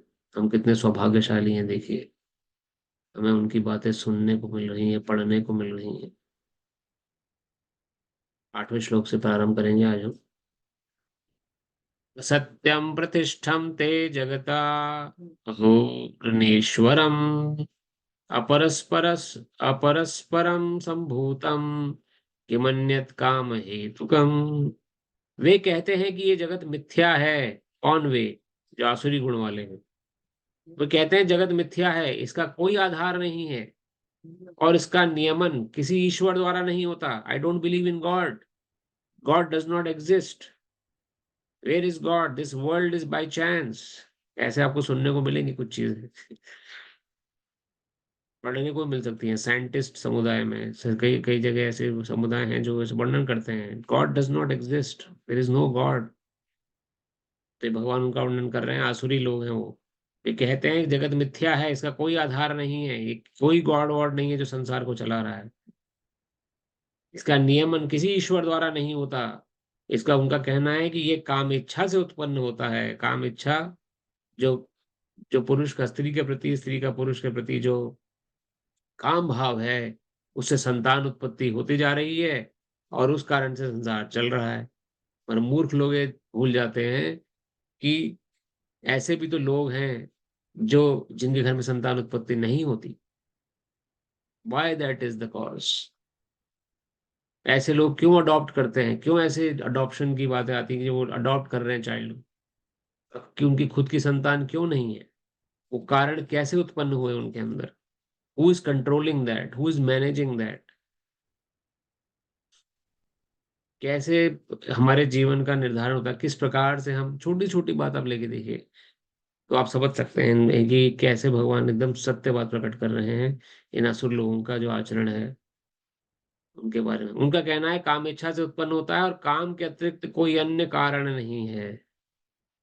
ये मूर्ख लोगों का प्रवचन है, जो भगवान यहाँ स्पष्ट कर रहे हैं कैसे आसुरी लोग ये सोचते हैं। तात्पर्य में शिला प्रभुपाद समझाते हैं, शिला प्रभुपाद की जय। आसुरी लोग ये निष्कर्ष निकालते हैं कि ये जगत माया जाल है, इसका ना कोई कारण है, ना कार्य, ना नियामक, ना कोई प्रयोजन, हर वस्तु मिथ्या है। उनका कहना है कि दृश्य जगत आकस्मिक भौतिक क्रियाओं तथा प्रतिक्रियाओं के कारण है। वे ये नहीं सोचते कि ईश्वर ने किसी प्रयोजन से संसार की रचना की है। उनका अपना सिद्धांत है कि ये संसार अपने आप उत्पन्न हुआ है, और ये विश्वास करने का कोई कारण नहीं है कि इसके पीछे किसी ईश्वर का हाथ है। उनके लिए आत्मा तथा पदार्थ में कोई अंतर नहीं होता। वे परमात्मा को स्वीकार नहीं करते, वो शरीर को ही सब कुछ समझते हैं। उनके लिए हर वस्तु पदार्थ मात्र है, एवरीथिंग इज मैटर, एंड पूरा जगत मानो अज्ञान का पिंड हो। उनके अनुसार प्रत्येक वस्तु शून्य है, और जो भी सृष्टि दिखती है वे केवल दृष्टि भ्रम के कारण है। वे इसे सच मान बैठते हैं कि विभिन्नता से पूर्ण ये सारी सृष्टि अज्ञान का प्रदर्शन है। जिस प्रकार स्वप्न में हम ऐसी अनेक वस्तुओं की सृष्टि कर सकते हैं जिसका वास्तव में कोई अस्तित्व नहीं होता, अतएव जब हम जागते हैं तो देखते हैं कि सब कुछ स्वप्न मात्र था।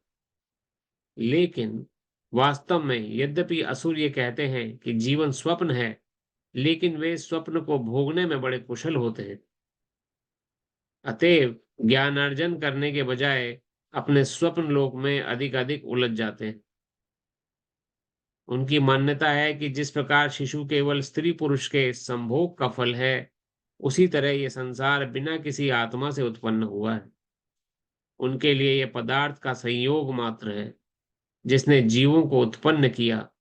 अतएव आत्मा के अस्तित्व का प्रश्न ही नहीं उठता। जिस प्रकार अनेक जीवित प्राणी अकारण पसीने से ही स्वदेज तथा मृत शरीर से उत्पन्न हो जाते हैं, उसी प्रकार ये सारा जीवित संसार दृश्य जगत के भौतिक संयोगों से प्रकट हुआ है। अतएव प्रकृति की इस संसार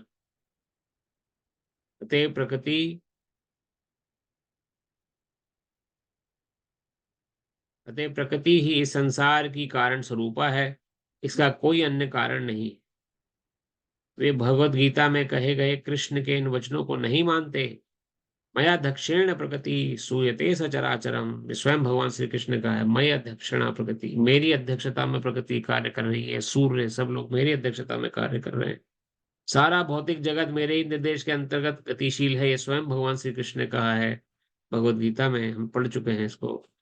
दूसरे शब्दों में असुरों को संसार की सृष्टि के विषय में पूरा पूरा ज्ञान नहीं है। प्रत्येक का अपना कोई ना कोई सिद्धांत है।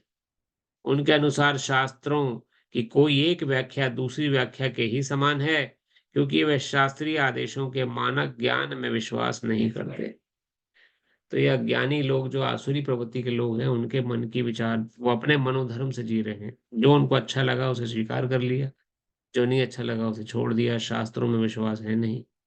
संसार जैसा दिखा, जैसा एक्सपीरियंस में आया, उसी के अनुसार उनका जीवन भी हो गया। लेकिन यहाँ भगवान स्पष्ट कह रहे हैं कि जो आसुरी लोग हैं, उनको आत्मा या आत्म संबंधी किसी भी ज्ञान का उनको झूठा ज्ञान लगता है। वो लगता है शरीर ही सब कुछ है जो दिख रहा है, जो नहीं दिख रहा है वो है ही नहीं एग्जिस्टेंस में। दिख तो हमें बैक्टीरियाज भी नहीं रहे, उनके लिए माइक्रोस्कोप चाहिए होता है हमें। एक विशेष प्रकार की आंख चाहिए होती है, माइक्रोस्कोपिक विजन चाहिए होता है, ताकि हम उन बैक्टीरिया को वायरस को स्टडी कर सकें। उसी प्रकार भगवत संबंधी ज्ञान को भी एक माइक्रोस्कोपिक विजन चाहिए। वो है भगवान श्री कृष्ण की भगवत गीता। जब भगवत गीता के ज्ञान को आप समझेंगे, तो आपके अंदर वो विजन आ सकता है कि आप इस सभी बातों को आसानी से समझ सकते हैं। वाकई में मूर्खता दिखेगी, कैसे मूर्ख लोग हैं जो सोचते हैं कि संसार ही सब कुछ है, ये शरीर ही सब कुछ है, ये शरीर छोड़ देंगे सब खत्म हो जाएगा। ये स्पष्ट मूर्खता दिखाई देगी अब, क्योंकि बहुत सारी ऐसी चीजें हैं जो इस शरीर से परे हैं, हमसे जुड़ी हुई हैं, हो रही हैं। हम उसको कंट्रोल नहीं कर रहे हैं, लेकिन हो रही हैं। जैसे फॉर छोटा सा एग्जांपल, आप खाना खाते हैं, खाना पेट में जाता है, कैसे पच रहा है खाना, कौन पचा, कौन इस खाने का विभाजन करता है? आप कहेंगे एंजाइम्स हैं हमारे अंदर, बाइल जूसेस हैं, ये सब कहेंगे, अच्छा ये सब है, तो किसने भरे ये? इस शरीर के अंदर कैसे आ गए? आप कहेंगे प्रकृति ने, तो प्रकृति नेचर की देन है, नेचर की दो प्राकृतिक पुरुष, स्त्री पुरुष का संयोग हुआ और उनके कारण से एक संतान उत्पन्न हुई, जिसके अंदर सारे केमिकल्स पैदा हो गए। ऑटोमेटिकली हम लोग ये समझ सकते हैं प्रकृति की देन है, बाय नेचर ऐसा हो रहा है। अच्छा नेचर क्या है? What is nature? किसने बनाई नेचर ये? अपने आप तो हम जानते हैं, अगर हम साइंटिफिकली सोचे तो अपने आप तो कोई चीज बनती नहीं है, किसी ने तो बनाई होगी। वो कौन है? उसके बारे में क्या वर्णन मिलता है? यहाँ आके एकदम चुप्पी आ जाती है, नहीं पता नेचर क्या हुआ। किसी से पूछे आप what is nature, who created this nature, तब वहाँ एग्जाम्पल सुनने को मिलता है it's created by its own, it's come by default, अपने आप थी एग्जिस्टेंस में। ऐसा कोई एक चीज बताइए जो अपने आप एग्जिस्टेंस में आ गई हो, आपके एक्सपीरियंस के अनुसार। आपके अनुसार कोई ऐसी चीज जो अपने आप एग्जिस्टेंस में आ, किसी ने ना बनाई हो उसे।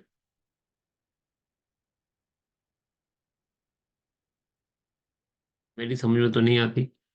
कोई ना कोई नियामक चाहिए पीछे बनाने के लिए, एटलीस्ट वन क्रिएटर जो एक बार क्रिएट दिया, आइडिया दे एटलीस्ट। क्रिएट करे, अपने आप कोई चीज़ एग्ज़िस्टेंस में संसार में ना देखी गई, ना समझी गई जो अब आ जाए। तो इतनी बड़ी नेचर जो इतना सिस्टमैटिकली एक ह्यूमन बॉडी को क्रिएट कर रही है, जिसके अंदर इतने सारे विचार हैं, थॉट प्रोसेस है, आइडियाज़ हैं, काम करने की शक्ति है, सोचने की शक्ति है, ये नेचर द्वारा इतना अच्छा प्रोडक्ट तैयार हुआ, ये क्या अपने आप हो रहा है? कितनी बड़ी मूर्खता है सोचना देखिए। There is something behind it, there is some super brain behind it जो सब मैनेज कर रहा है, देख रहा है। और वही भगवान श्री कृष्ण ने भगवद गीता में बोला, मया दक्षेण प्रकृति सूयते सचराचरम। मई अध्यक्षेण, मेरी अध्यक्षता में सारा भौतिक जगत मेरे ही निर्देश के अंतर्गत गतिशील है। Krishna is the supreme manager. यह स्वयं वर्णन कर रहे हैं भगवान।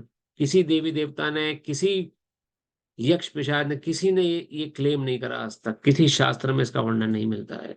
शिव पुराण, ब्रह्म ब्रह्म संहिता, किसी भी ग्रंथ, किसी भी देवी देवता को देख लीजिए, किसी ने ये नहीं बोला कि मेरी अध्यक्षता में सब चल रहा है, मैं हूं सबका नियामक, सिवाय कृष्ण के। भगवत गीता में प्रथम बार यहाँ दिखा, पुराणों को आप उठाएं, हर पुराण में भगवान कृष्ण को सर्वोपरि रखा गया है। ब्रह्म संहिता में ब्रह्मदेव वर्णन कर रहे हैं, गोविंदम आदि पुरुषम तमम भजामि। और यहाँ स्वयं कृष्ण बोल रहे हैं डंके की चोट पे, मई अध्यक्षेण प्रगति, मेरी अध्यक्षता में प्रगति काम कर रही है। आई एम डायरेक्टिंग दिस प्रकृति, दिस होल नेचर, कैसे काम करो, कैसे जीव उत्पन्न करो, किस प्रकार कर्मों से क्या फल मिलेगा इस जीव को, कैसा शरीर मिलना चाहिए, मेरी अध्यक्षता में सब काम हो रहा है। लेकिन आसुरी गुणों वाले से नहीं समझ पाएंगे। This is highly unfortunate on their part. श्लोक संख्या नंबर 9। एतां दृष्टिमष्टभ्य नष्टामन्यो अल्पबुद्धयः, अल्पबुद्धया प्रभवन्त्यानुकर्माणं कर्माणः क्षयाय जगतो अहितः। ऐसे निष्कर्मों का अनुगमन करते हुए आसुरी लोग, जिन्होंने आत्मज्ञान खो दिया है और जो बुद्धिहीन है, ऐसे अनुपयोगी एवं भयावह कार्यों में प्रवृत्त होते हैं जो संसार का विनाश करने के लिए होता है। स्वयं भगवान कृष्ण कह रहे हैं, जब ऐसी आसुरी बुद्धि जो भगवान से विमुख हो गई है, ऐसे कार्य में प्रवृत्त होंगे जो संसार का ही विनाश कर दे। कितने सारे एग्जाम्पल हैं, देखिए आप खुद अपने, एटम बम बना, हिरोशिमा नागासाकी वगैरह, निर्दोष लोग मारे गए, अब तक उसका रिएक्शन है। कितने ऐसे लोग हैं जो कि अब 9/11, कितने सारे एग्जाम्पल यहाँ पर हुए, टेररिस्टों ने चलते हुए प्लेन को बिल्डिंग से टकरा दिए। आसुरी प्रवृत्ति, अपना ऐसा आइडियाज बनाएंगे जो अपने साथ पूरे संसार का विनाश कर दे। भगवान की एक एक शत शत बात सत्य है। ये आज नहीं कही गई बात, ये 5,000 साल पहले अर्जुन को भगवान बोल रहे हैं, जो अब हमें दिखाई दे रही है एकदम स्पष्ट। कैसे आसुरी लोग कार्य कर रहे हैं देखिए संसार में। यहाँ भगवान वर्णन कर रहे हैं, अपने साथ तो अपना तो विनाश करेंगे ही करेंगे, संसार का भी विनाश कर देंगे वो। ऐसे विचार, प्रभु शिला प्रपात की जय। आसुरी लोग ऐसे कार्य में व्यस्त रहते हैं जिससे संसार का विनाश हो जाए। भगवान यहाँ कहते हैं कि वे कम बुद्धि वाले हैं। भौतिकतावादी, जिन्हें ईश्वर का कोई बोध नहीं होता, सोचते हैं कि वे प्रगति कर रहे हैं, लेकिन भगवत गीता के अनुसार वे बुद्धिहीन तथा समस्त विचारों से शून्य होते हैं। वे इस भौतिक जगत का अधिक से अधिक भोग करने का प्रयत्न करते हैं, अतएव इंद्र तृप्ति के लिए कुछ ना कुछ नया आविष्कार करते रहते हैं। ऐसे भौतिक आविष्कारों को मानव सभ्यता का विकास माना जाता है, लेकिन इसका दुष्परिणाम यह होता है कि लोग अधिकाधिक हिंसक तथा क्रूर हो जाते हैं। वे पशुओं के प्रति क्रूर हो जाते हैं और अन्य मनुष्यों के प्रति भी। उन्हें इसका कोई ज्ञान नहीं है कि एक दूसरे से किस प्रकार व्यवहार किया जाए। आसुरी लोगों को में पशुवध अत्यंत प्रधान होता है। ऐसे लोग संसार के शत्रु समझे जाते हैं, लेकिन वे अंततः ऐसा आविष्कार कर लेंगे या कुछ ऐसी सृष्टि कर देंगे जिससे सबका विनाश हो जाए। अप्रत्यक्षतः यह श्लोक नाभिकीय अस्त्रों के आविष्कार की पूर्व सूचना देता है, जिसका आज सारे विश्व को गर्व है। किसी भी क्षण युद्ध में, किसी भी क्षण युद्ध हो सकता है, और ये परमाणु हथियार विनाशशील उत्पन्न, विनाश लीला उत्पन्न कर सकते हैं। देखिए यहाँ भगवत गीता में विचार आ रहे हैं।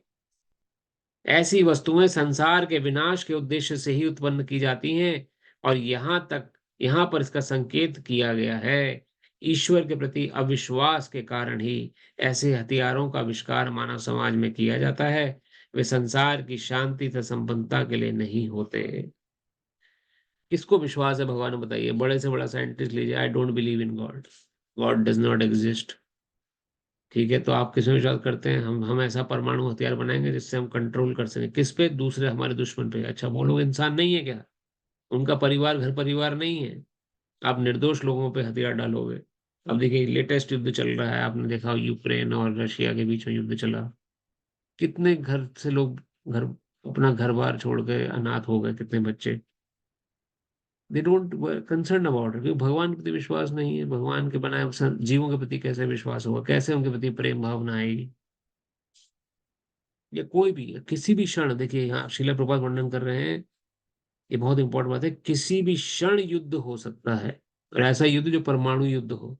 और एक वो परमाणु युद्ध हो जाए तो हम सभी जानते हैं कि क्या बचेगा।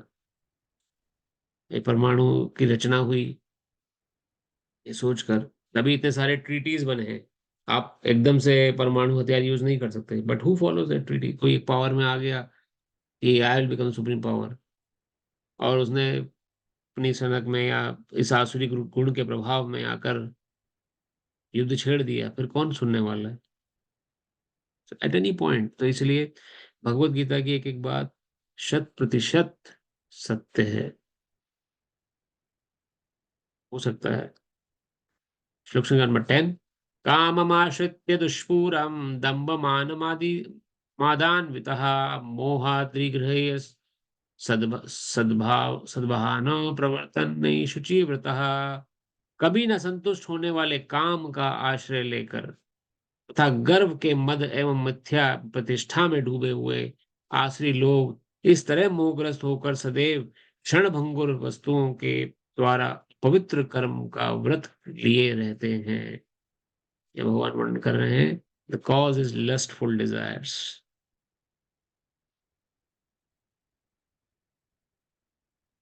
और यही उनके सोर्स है। लस्ट खाली ये नहीं कि पर पुरुष या पर स्त्री के प्रति, वो तो एक उसका भाव है ही, लेकिन लस्टफुल डिजायर्स होती है किसी चीज को हथियाने की भावना जो हमारी नहीं है। जब वो भावना हमारे अंदर हो, ग्रीड, जब वो भावना किसी व्यक्ति के प्रति होती है, पुरुष का स्त्री के प्रति या स्त्री का पुरुष के प्रति, तो वो लस्ट कहलाती है। और वही भावना किसी हथियाने किसी वस्तु के प्रति होती है, या उसके प्रति होती है, किसी देश काल की जमीन के प्रति या किसी भी वस्तु के प्रति, तो वो ग्रीड कहलाती है। तो greed and lust are the sources है, कृष्ण भगवान कह रहे हैं। कभी ना संतुष्ट होने वाले इस ग्रीड और लस्ट, जो कभी संतुष्ट नहीं होगा, चाहे कितना भी आप हथिया लें, कितना भी प्राप्त कर लें, कभी ना संतुष्ट होने वाले इस काम का आश्रय लेकर गर्व के मद में एवं मिथ्या प्रतिष्ठा में डूबे हुए, I am the supreme power of this world, कैसे उसने मुझे चैलेंज कर दिया, मैं अभी उसको सबक सिखाता हूँ, इस सोच के मिथ्या गर्व है। किस बात की सुप्रीम पावर? आपका जीवन कितना 100 साल भी मनुष्य की एज नहीं है आज के समय में। Supreme power is only Krishna. इस संसार में कौन सुप्रीम पावर है?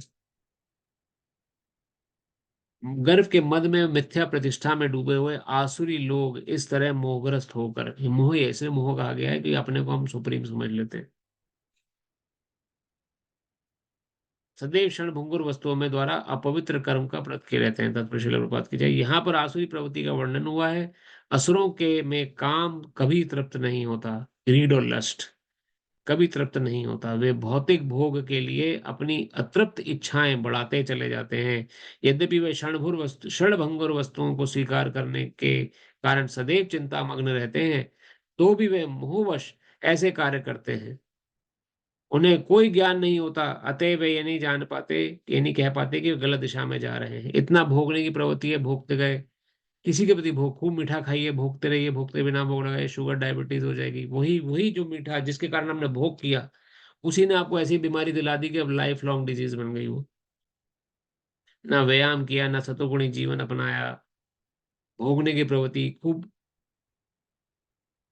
अपना सिर्फ जो भोग करने की प्रवृत्ति, उसी के दौरान कोई ऐसी बीमारी लेके बैठ गए जो कि अब लाइफ लॉन्ग है, अब उसी से परेशान हो रहे हैं। वही यहाँ वर्णन आ रहा है, यद्यपि वे क्षणभंगुर वस्तुओं को स्वीकार करने के कारण सदैव चिंतामग्न रहते हैं। चिंता, वही जो सुख था वही चिंतामग्न हो गया, उनके चिंता में डाल दिया उसको। तो भी वे मोहवश ऐसे कार्य करते जाते हैं। उन्हें कोई ज्ञान नहीं होता, अतः वे नहीं जा कह पाते कि वे गलत दिशा में जा रहे हैं। क्षणभंगुर वस्तुओं को स्वीकार करने के कारण वे अपना निजी ईश्वर निर्माण कर लेते हैं, अपने निजी मंत्र बना लेते हैं और तदनुसार कीर्तन करते रहते हैं। ये बात को हम पहले भी कह चुके हैं, अपना मनोधर्म को अपना लेते हैं, जो अच्छा लगा उसे स्वीकार कर लिया, ये मंत्र बढ़िया है, इस मंत्र से हमें ये फल की प्राप्ति हो जाती है, तो उसी मंत्र को हम जपेंगे। कितने सारे ऐसे मंत्र ऐसे तात्पर्य हैं।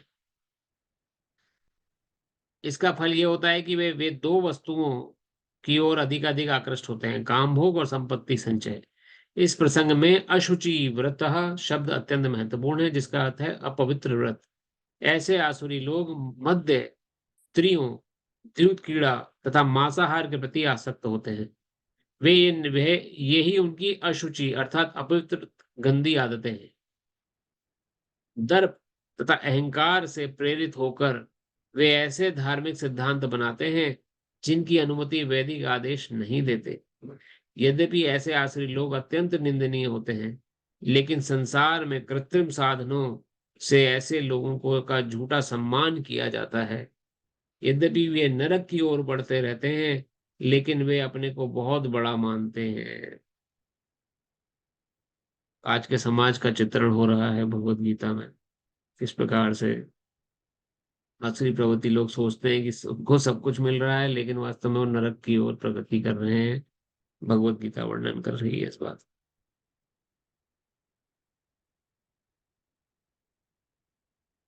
ऐसे तो एक एक श्लोक मनन करने लायक है, और अपने को हमें बचाना है, भगवान ने मार्ग दिया है कि हमें किसी प्रकार से इन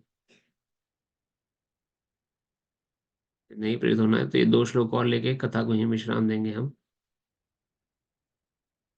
चिंतामपि परिमेयां स च प्रलयानुमापश्पाश्रितः कामोपभोगपरमा एतावदति निश्चितः आशापाशतैर्बद्धा कामक्रोधपरायणा इहते कामभोगार्थ मनन्योऽनर्थ संचयान्। उनका विश्वास है कि इंद्रियों की तुष्टि ही मानव सभ्यता की मूल आवश्यकता है। इस प्रकार मरण काल तक उनको अपार चिंता होती रहती है। वे लाखों इच्छाओं के जाल में बंद कर तथा काम और क्रोध में लीन होकर इंद्र तृप्ति के लिए अवैध ढंग से धन संग्रह करते रहते हैं। इंद्र तृप्ति अर्थात भोगने की प्रवृत्ति मरण काल तक ये प्रवृत्ति बनी रहती है। मरण काल तक भी, जब भजन का समय है उस समय भी लोग बिजनेस कर रहे हैं, उस समय भी नौकरी कर रहे हैं।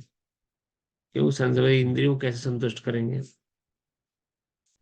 तात्पर्य शिला प्रपात की जय। आसरी लोग मानते हैं कि इंद्रियों का भोग ही जीवन का चरम लक्ष्य है, और वे आमरण इसी विचारधारा को धारण किए रहते हैं। वे मृत्यु के बाद जीवन में विश्वास नहीं करते। वे ये नहीं मानते कि मनुष्य को इस जगत में अपने कर्म के अनुसार विविध प्रकार के शरीर धारण करने पड़ते हैं। जीवन के लिए उनकी योजनाओं का अंत नहीं होता, और वे एक के बाद एक योजना बनाते रहते हैं जो कभी समाप्त नहीं होती। हमें ऐसे व्यक्ति की ऐसी आसुरी मनोवृत्ति की का निजी अनुभव है, जो मरणाकाल तक अपने वैद्य से अनुनय विनय करता रहा कि वह किसी तरह उसके जीवन की अवधि 4 वर्ष बढ़ा दे, क्योंकि उनकी योजनाएं अभी भी अधूरी हैं। ऐसे मूर्ख ये नहीं जानते कि वैद्य क्षण भर भी जीवन को नहीं बढ़ा सकता। जब मृत्यु का बुलावा आता है, तो मनुष्य की इच्छा पर ध्यान नहीं दिया जाता। प्रकृति के नियम किसी को निश्चित अवधि के आगे क्षण भर भी भोग करने की अनुमति प्रदान नहीं करते। आसुरी मनुष्य जो ईश्वर या अपने अंतर में स्थित परमात्मा में श्रद्धा नहीं रखता, केवल इंद्र तृप्ति के लिए सभी प्रकार के पाप कर्म करता रहता है, वह नहीं जानता कि उसके हृदय के भीतर एक साक्षी बैठा है। परमात्मा प्रत्येक जीवात्मा के कार्यों को देखता रहता है। जैसा कि उपनिषदों में कहा गया है कि एक वृक्ष में 2 पक्षी बैठे हैं, एक पक्षी कर्म करता हुआ टहनियों में लगे सुख-दुःख रूपी फलों को भोग रहा है और दूसरा उसका साक्षी है। लेकिन आसुरी मनुष्य को ना तो वैदिक शास्त्र का ज्ञान है, ना कोई श्रद्धा ही है। देखिए, श्रद्धा पहला ही स्टेप नहीं है, तो साधु संग, भजन क्रिया, अनर्थ निवृत्ति, निष्ठा कहाँ से आएगी? श्रद्धा ही नहीं है, तो श्रद्धा होना बहुत ज़रूरी है। अतएव वह इंद्रिय भोग के लिए कुछ भी करने के लिए अपने को स्वतंत्र नहीं मानता। स्वतंत्र मानता है, उसे परिणाम की परवाह नहीं होती। तो ये उस भौतिक व्यक्ति का दर्शन हो रहा है जो आसुरी भाव वाला है। उसके अंदर श्रद्धा ही नहीं है, तो कहाँ से शास्त्रों की बातें सुनेगा? कहाँ से भगवत संबंधी बातें सुनेगा? उसे वही सब समझ आएगा जो इंद्रियां उसको कह रही हैं, उसके नचा रही हैं, जिस प्रकार से उसी को सुख प्रदान करने के लिए वो प्रेरित रहेगा।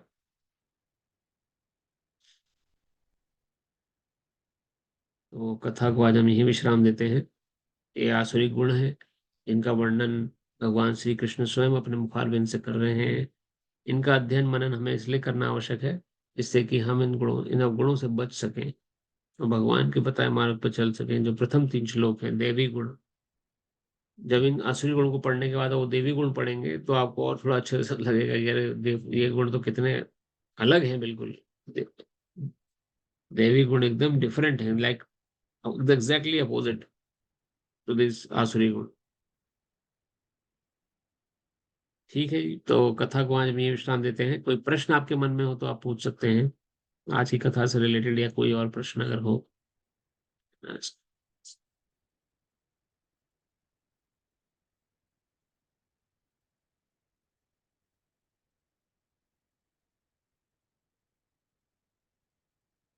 अगर प्रश्न नहीं है तो आपसे प्रार्थना है कि श्लोकों को मनन अवश्य करें, जिससे कि ये हमारे जीवन में हम इनको धारण कर सकें और अपने जीवन को सफल कर सकें।